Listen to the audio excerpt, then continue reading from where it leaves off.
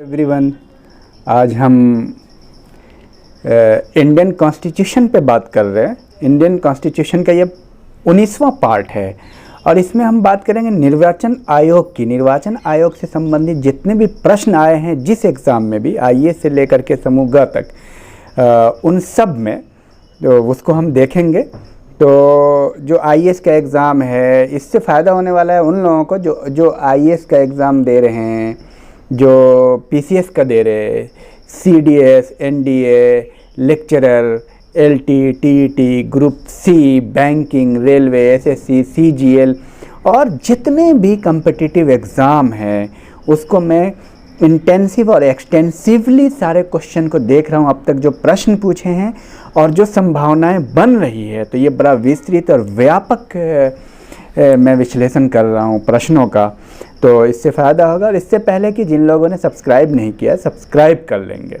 और आपसे रिक्वेस्ट है कि बेल आइकन भी प्रेस कर लेंगे ताकि जब भी हम वीडियो अपलोड करें आपको मेरी वीडियो समय से मिल सके। चलिए हम शुरू करते हैं, प्रश्नों को लेते हैं। तो एक प्रश्न आया हुआ है, क्या कह रहे कि यूपीपीसीएस का प्रश्न है 2011 का। 9 युवकों द्वारा 18 वर्ष की आयु पर मताधिकार की पहली बार प्रयोग किया गया आम चुनाव में। मताधिकार का पहली बार प्रयोग किया गया आम चुनाव में, जो कि 18 वर्ष की आयु पर मताधिकार हुआ था, पहली बार किस आम चुनाव में इसका प्रयोग किया गया, ये प्रश्न आ चुका है। तो आपको 5 सेकंड का टाइम देते हैं, 5 सेकंड में आप उत्तर करें। इसका सही आंसर है 1989। 1989 में पहली बार 18 वर्ष की आयु को मताधिकार के रूप में इस्तेमाल किया गया था। और इससे पहले आपको पता है कि मताधिकार 21 वर्ष था, उसको 18 वर्ष किया गया था राजीव गांधी द्वारा। तो बहरहाल नेक्स्ट क्वेश्चन देखते हैं। भारत में निर्वाचन का प्रक्रिया के आरंभ के विषय में कौन सही है? आईएएस का प्रश्न है, तो समय बर्बाद नहीं करते हुए डायरेक्ट मैं आंसर बताता हूँ इसमें, क्योंकि आप जानते हैं आईएएस का जो प्रश्न होता है वो बड़ा कॉम्प्लिकेटेड होता है, लंबे लंबे होते हैं, 3-3, 4-4 लाइन के होते हैं, तो उतना टाइम ज़्यादा। डायरेक्ट हम सही बात जान लेते हैं। तो निम्नलिखित में से भारत में निर्वाचन प्रक्रम के आरंभ के विषय में कौन सही है? तो सही आंसर सुनिए। निर्वाचन आयोग द्वारा निर्वाचन की सिफारिश और राष्ट्रपति अथवा राज्य के राज्यपाल द्वारा निर्वाचन की अधिसूचना जारी किया जाना। तो ये चीज़ है, ये आईएएस का प्रश्न है, ध्यान रखिएगा। और नेक्स्ट क्वेश्चन है, आईएएस का ही क्वेश्चन है। उस देश में आनुपातिक प्रतिनिधित्व आवश्यक नहीं है जहां, ऑप्शन है, द्विदलीय प्रणाली विकसित हुई है। जहां द्विदलीय प्रणाली विकसित हुई है वहां आनुपातिक प्रतिनिधित्व आवश्यक नहीं है। आईएएस का प्रश्न है, तो इस बात का ख्याल। जहां 2 दल है वहां पे कोई दिक्कत ही नहीं है, और जहां बहुत सारे दल हैं, जैसे भारत में बहुत सारे दल हैं, आप राष्ट्रीय स्तर पे आप देख लीजिए, बहुजन समाजवादी पार्टी, कांग्रेस, आप क्या कहते हैं, भाजपा, तो और भी बहुत सारी पार्टियां हैं। तो खैर वो एक अलग मुद्दा है कि राष्ट्रीय पार्टी और राज्य पार्टी का क्या क्या कैरेक्टर है, उस पर भी बात करेंगे। चलिए नेक्स्ट क्वेश्चन लेते हैं। लोकसभा और राज्य विधानसभाओं के चुनाव में मतदान करने वालों की न्यूनतम आयु सीमा 21 वर्ष से घटाकर 18 वर्ष कर दी गई थी। यूपीपीसीएस का प्रश्न है, और किस संविधान संशोधन द्वारा? मैं आपको ऑप्शन देता हूं और आपको टाइम देंगे 5 सेकंड का, आप आंसर करेंगे। संविधान के 44वें संशोधन द्वारा, 52वें संशोधन द्वारा, 61वें संशोधन द्वारा, 72वें संशोधन द्वारा। 5 सेकंड का टाइम है, आंसर करें। और आप आंसर कमेंट बॉक्स में फुटकल भी कर सकते हैं, इस आंसर को लिख सकते हैं। आप कमेंट बॉक्स में आंसर करते रहें ताकि आपका प्रैक्टिस होता रहे। तो इसका सही उत्तर है 61वें संविधान संशोधन द्वारा जो 21 वर्ष की आयु है उसको 18 वर्ष की गई थी। तो चलिए नेक्स्ट क्वेश्चन देखते हैं। सांसदों की अयोग्यता संबंधी विवाद पर कौन निर्णय देता है? आपको ऑप्शन देता हूँ और 5 सेकंड का टाइम दूंगा। राष्ट्रपति, संबंधित सांसद, निर्वाचन आयोग। निर्वाचन आयोग के परामर्श से राष्ट्रपति। फिर से सुनिए प्रश्न, सांसदों की अयोग्यता संबंधी विवाद पर कौन निर्णय देता है? राष्ट्रपति, संबंधित संसद, निर्वाचन आयोग। निर्वाचन आयोग के परामर्श से राष्ट्रपति। सही उत्तर है निर्वाचन आयोग के परामर्श से राष्ट्रपति। पीसीएस का प्रश्न है, बहुत महत्वपूर्ण है, इस पर ध्यान रखने की जरूरत है। नेक्स्ट, निम्न में से किसका संबंध चुनाव आयोग से नहीं है? तो जाहिर सी बात है, ऐसे प्रश्न को मैं डायरेक्ट लेता हूं, जिनका संबंध है मैं उनको बता देता हूं। यूपी पीसीएस का प्रश्न है, चुनाव चिन्ह का बंटवारा करना, ये चुनाव आयोग का काम है। चुनाव की वैधता का निपटारा करना, चुनाव आयोग का काम है। चुनाव शांतिपूर्ण ढंग से समाप्त करना, संपन्न कराना, ये चुनाव आयोग का काम है। और कौन नहीं है उसको भी, चुनाव की अधिसूचना जारी करना, ये चुनाव आयोग का काम नहीं है, तो दिमाग में रखना है इसको। नेक्स्ट, निम्नलिखित में से कौन एक दल राष्ट्रीय राजनीतिक दल नहीं है? राष्ट्रीय राजनीतिक दल चुनना है, पीसीएस का प्रश्न है लोअर सबऑर्डिनेट का। भारतीय communist party, Bharatiya Janata party, Telugu Desam, Indian national Congress. 5 second का टाइम है, आप उत्तर करें कमेंट बॉक्स में। तेलुगु देशम पार्टी, पता है आपको, भारतीय जनता पार्टी भी है, इंडियन नेशनल कांग्रेस भी है और भारतीय कम्युनिस्ट पार्टी भी है, राष्ट्रीय पार्टी है, लेकिन तेलुगु देशम पार्टी नहीं है। चलिए, तो इसका ख्याल हम रखेंगे आने वाले वक्तों में कि कौन सी पार्टी राजनीतिक दल की है और कौन राष्ट्रीय राजनीतिक दल है और कौन क्षेत्रीय है राज्य स्तर पे। मुख्य चुनाव आयुक्त को पदच्युत किया जा सकता है, अर्थात पद से हटाया जा सकता है। मुख्य चुनाव आयुक्त को पद से हटाया जा सकता है। और डायरेक्ट ऑप्शन देखते हैं, यूपी पीसीएस का प्रश्न है, संसद के दोनों सदनों के सदस्यों के 2/3 बहुमत से प्रमाणित कदाचार के आधार पर, 2/3 बहुमत के आधार पे, तो विशेष बहुमत है, 2/3 बहुमत के आधार पे मुख्य चुनाव आयुक्त को संसद द्वारा हटाया जाएगा। दिमाग में रखिएगा, मुख्य चुनाव आयुक्त को 2/3 बहुमत से संसद द्वारा हटाया जा सकता है। नेक्स्ट, निर्वाचन आयोग को 3 सदस्यीय आयोग किस वर्ष में बनाया गया? ऑप्शन देता हूँ, 1982, 1988, 1989, 1990। 5 सेकंड का टाइम है आपके पास।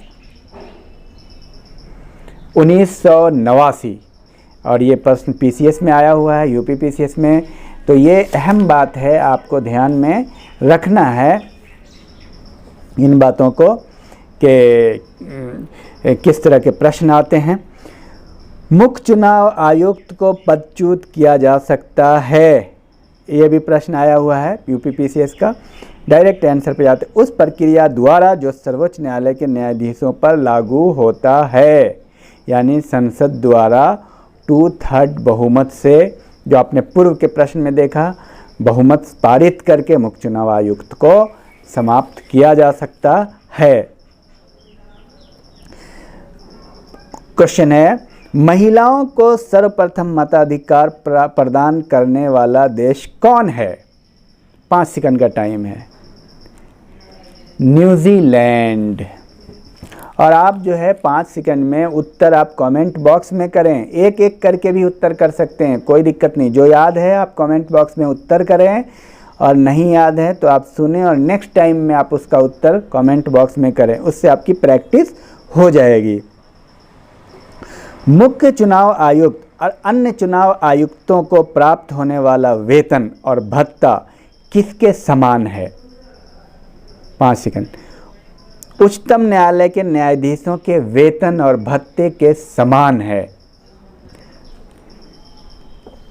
मुख्य चुनाव आयुक्त को कैसे हटाया जा सकता है? पद से, पदच्युत कैसे किया जा सकता है? तो सही उत्तर 5 सेकंड में आप दें। महाभियोग की प्रक्रिया के द्वारा जो संसद में होता है। ठीक है, नेक्स्ट, मुख्य निर्वाचन आयुक्त तथा अन्य निर्वाचन आयुक्तों की नियुक्ति कौन करता है? 5 सेकंड, कमेंट बॉक्स में उत्तर करें। राष्ट्रपति करता है। कौन करता है? मुख्य चुनाव आयुक्त, अन्य चुनाव आयुक्तों की नियुक्ति राष्ट्रपति। राजनीतिक दलों का पंजीकरण कौन करता है?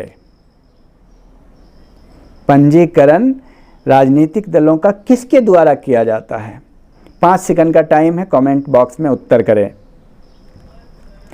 निर्वाचन आयोग द्वारा किया जाता है।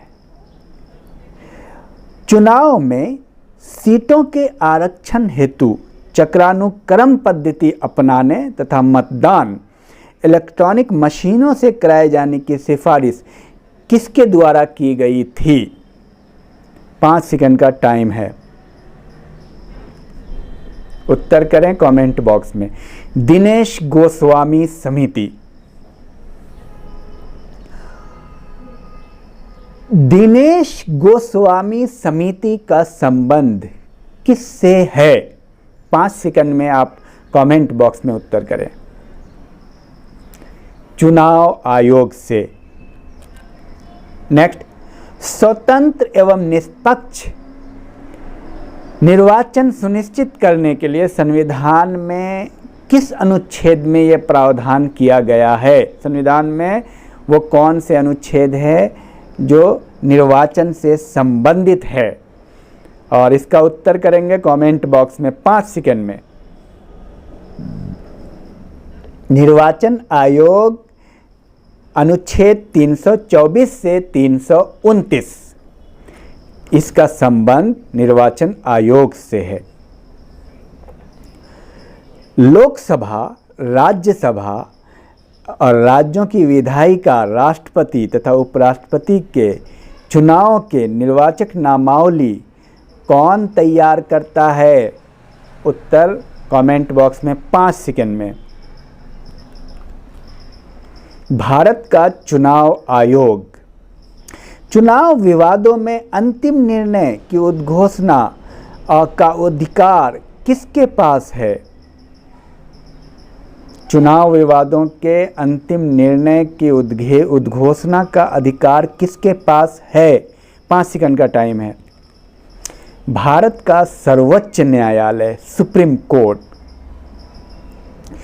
मुख्य निर्वाचन आयुक्त सहित 3 सदस्यीय निर्वाचन आयोग का गठन किया गया था, ऐसा प्रावधान किया गया था।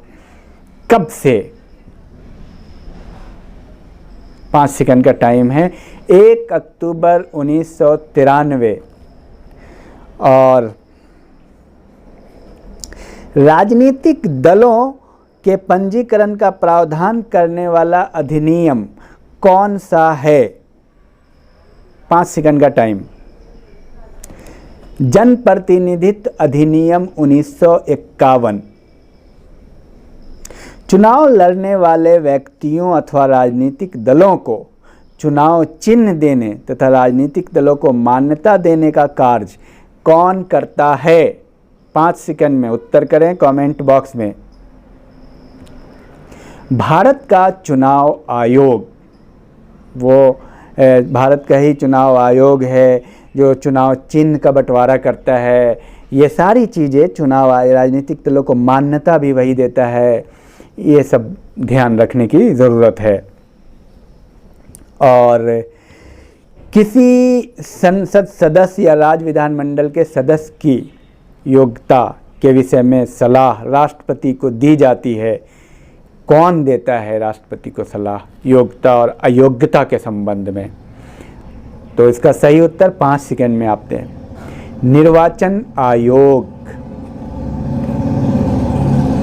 और स्वतंत्र एवं निष्पक्ष चुनावों का अधीक्षण, निदेशन, संचालन और कराने की जिम्मेदारी किसकी है? उत्तर करें 5 सेकंड में। चुनाव आयोग द्वारा। और ये चुनाव आयोग का विवरण, निर्वाचन आयोग का विवरण किस अनुच्छेद में है? कमेंट बॉक्स में फिर से उत्तर करें ताकि आपको रिपीट हो, याद हो। अनुच्छेद 324 से 329 में इस बात का वर्णन है।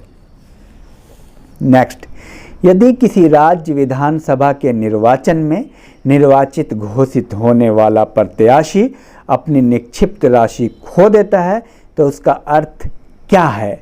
आइए इसका प्रश्न है, डायरेक्ट अर्थ पे जाते हैं। निर्वाचन लड़ने वाले प्रत्याशियों की संख्या बहुत अधिक थी, इसका अर्थ ये है। निक्षिप्त राशि खो देता है, उसका अर्थ है निर्वाचन लड़ने वाले प्रत्याशियों की संख्या बहुत अधिक थी। आइए इसका प्रश्न है, इस पर आप ध्यान रखिएगा। नेक्स्ट,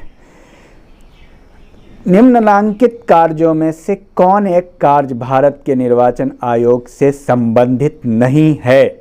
तो जो है मैं उसको देख लेता हूँ। यूपीपीसीएस का प्रश्न है, मतदान सूची तैयार करने का निर्देशन और नियंत्रण। दूसरा पॉइंट, संसद और प्रत्येक राज्य के विधानमंडल चुनाव का संचालन। तीसरा, राष्ट्रपति और उपराष्ट्रपति के पदों के लिए चुनाव का संचालन।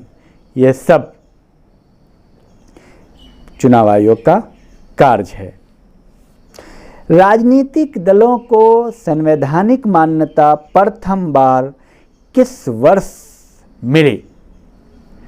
और ऑप्शन देता हूँ, 1975 में, 1985 में, 1977 में, 1995 में।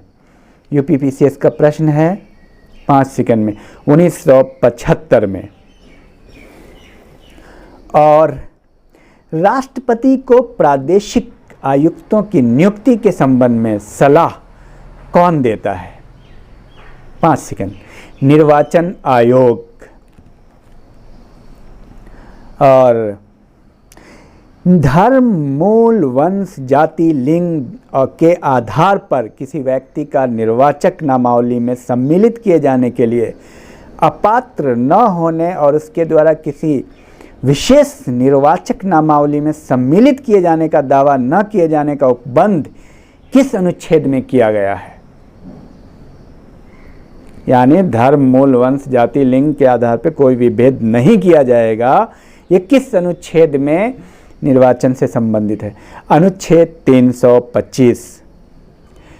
नेक्स्ट, कब्जा किए गए मतदान केंद्रों पर पुनर्मतदान कराने तथा चुनाव से संबंधित याचिकाओं के शीघ्र निस्तारित किए जाने की सिफारिश किसके द्वारा की गई थी? 5 सेकंड में उत्तर करें।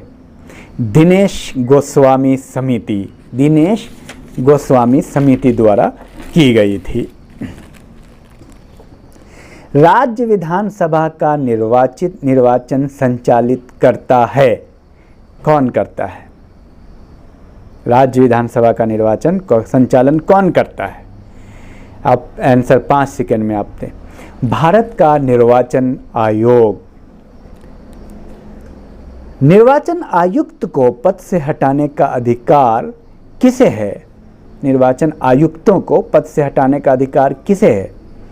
कार्यपालिका को।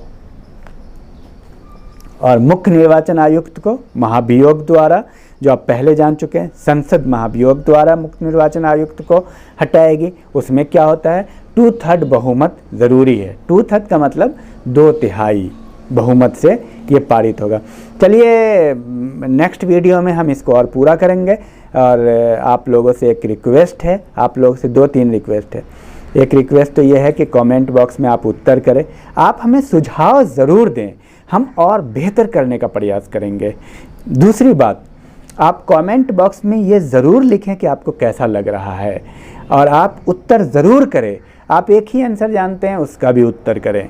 और तीसरी महत्वपूर्ण बात, आप इसको शेयर करें ज़्यादा से ज़्यादा अपने दोस्तों को, अपने पढ़ने वाले विद्यार्थियों को, ताकि उनको सही समझ विकसित हो सके संविधान की, ताकि वो सही तरीके से जान पाएँ कि आखिर चैप्टर को कैसे पढ़ाया जाता है, स्पेशलाइज तरीके से वो नॉलेज हो।